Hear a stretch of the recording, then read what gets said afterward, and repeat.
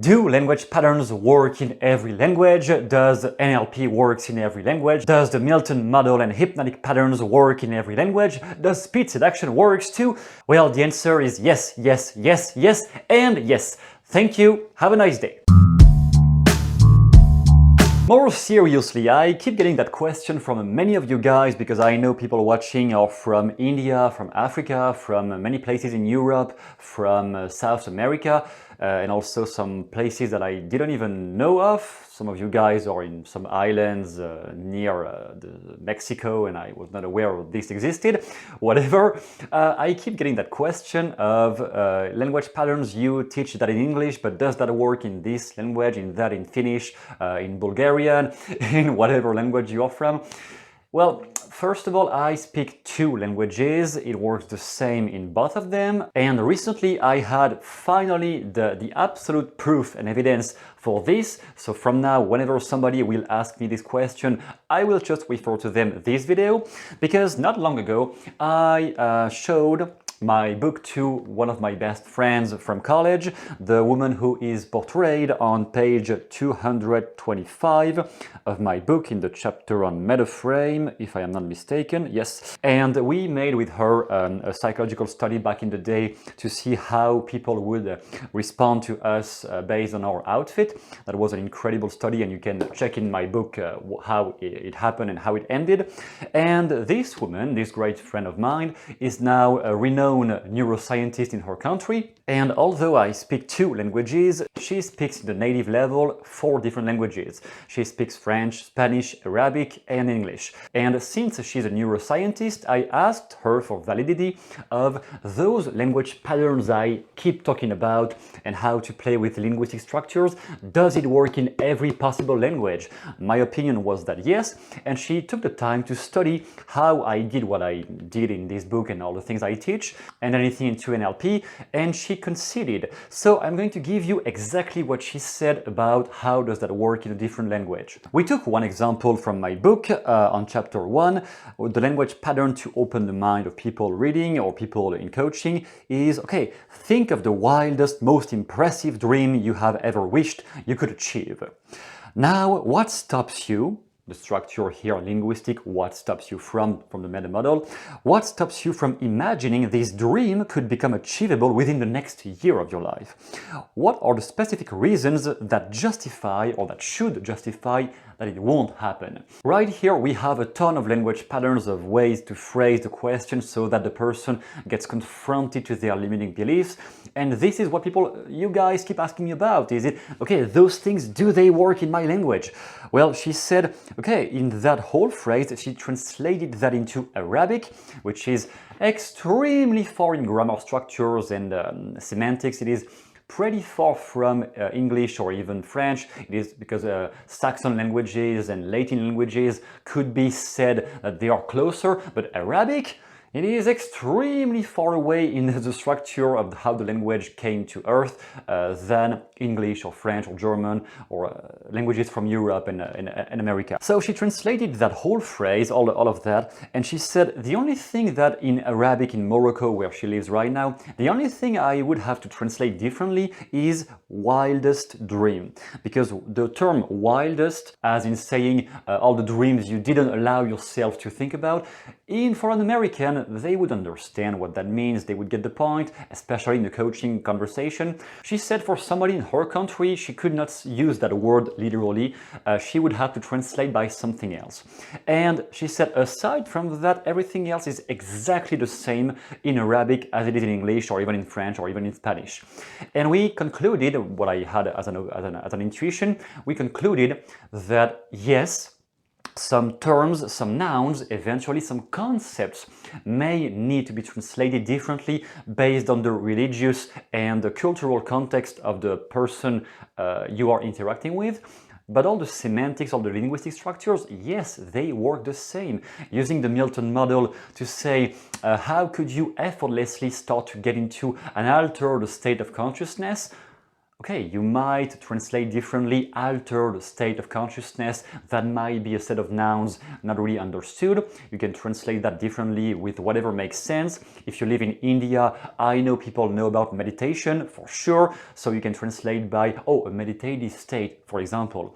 You can always translate those nouns with anything the person is more familiar with. Avoid using any NLP lingo or highly technical terms. But for everything else, yes, those language patterns, they work in every language, including yours. Because I know you will always say, yeah, but what about this one? What about this one?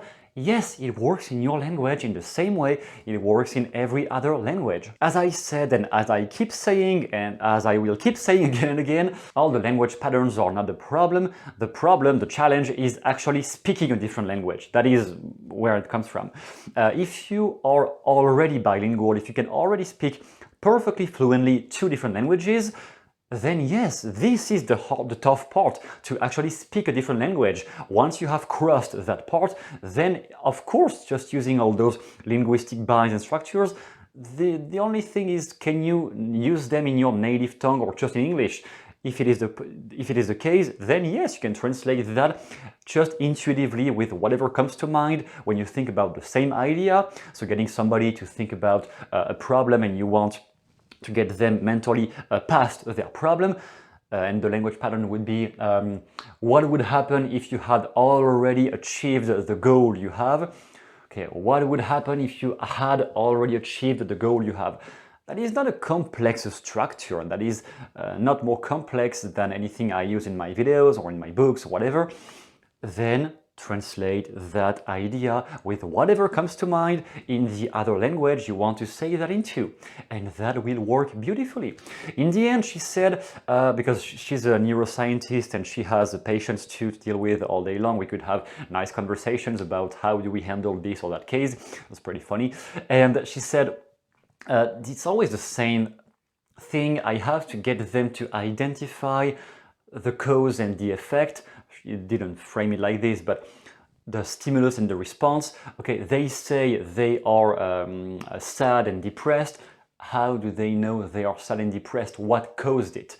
That is the main part of the job, identifying the cause and the effect, which in my book is literally chapter 1, because I know this is the most important, relevant aspect of communication skills. Whenever somebody is complaining, resisting, getting aggressive with you, just elaborate on what is the cause, what is the effect. They are unhappy. How did they start being unhappy? What happened for them to start getting in that state? Once you have those two, the cause and the effect, then the reframing and the neurological things to help their mind getting better, healing, all of that can happen once you have identified the cause and the effect. And identifying a cause and an effect can happen in any language. You don't need to have a degree in linguistics to accomplish that. That can happen extremely easily. So that is the final point. Yes, it does work in every language. Yes, it works in your language too, even if you speak some lingo, whatever. She even translated not only in Arabic, but you know, in Morocco and in Arabic languages, you have different dialects.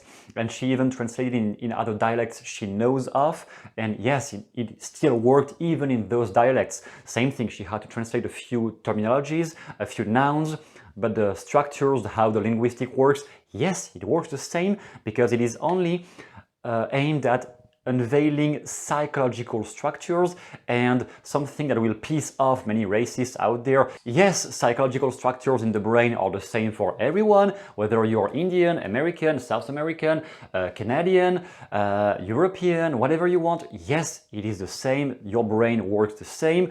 Some people in the world may be smarter than others. Different topic. Outside of this, yes, the cognitive structures work exactly the same for everyone, unless you talk to somebody who's gotten some mental illness pretty advanced, like they can't identify words, they have some form of autism, something like this. Okay, there might be some differences, and even then it is possible, as she confirmed, because she had to work with some autistic people or people with ADHD, people with schizophrenic patients. Even with them, she can get results. So there is no more excuses. You gotta learn, you gotta test all the things I'm teaching and put it to work it's going to work for you. My book is still available on Amazon with the link down below. And if you want just a brief summary, I will link also two free documents to give you small extracts of how you can play with those language patterns whenever you are getting attacked to hold the frame and whenever you want to help somebody heal in their mind by using your language. Those two documents are down below on top of the book, and I'm glad to have you listen to me about this. I will just send this video to anyone complaining again about language patterns being different in their language, in their home tongue. And that being said, thank you for listening. I will see you soon in the next video. Goodbye.